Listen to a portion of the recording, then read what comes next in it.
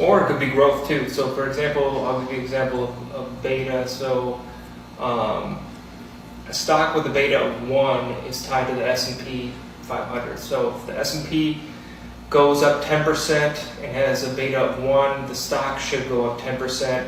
If it has a beta of 0.5 and the S&P goes down 10%, the stock itself should only go down 5%. So this kind of gives you, helps you get a little bit less volatility. It's helpful for resistance, especially on a blue chip stock.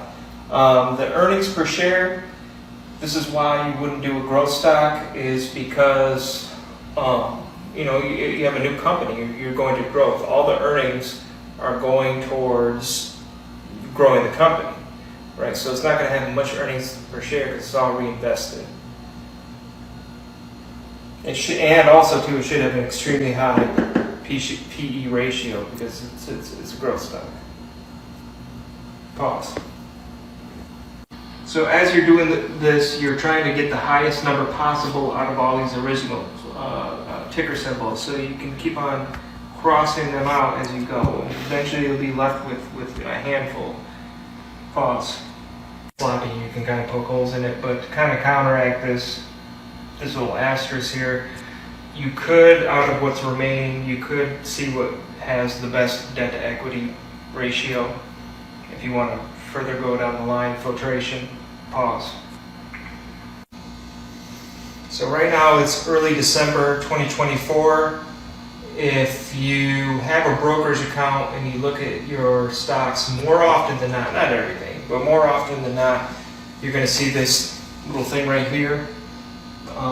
This is the 52-week moving average. You'll notice everything right here is about right here, which means that a lot of equities are at an all-time high. Pause. So buying high and selling low is not a good strategy, right? But it doesn't mean to not necessarily invest.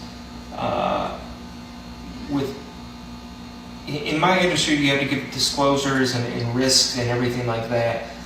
People that don't do that, they're probably not licensed or qualified. There's a lot of ignorance on social media. And the reason why I say that is because if you were to dollar cost averaging, you don't give, there's little financial information that doesn't require a bunch of disclosures and risks. Dollar cost, you could do dollar cost averaging, even though everything is kind of high right now.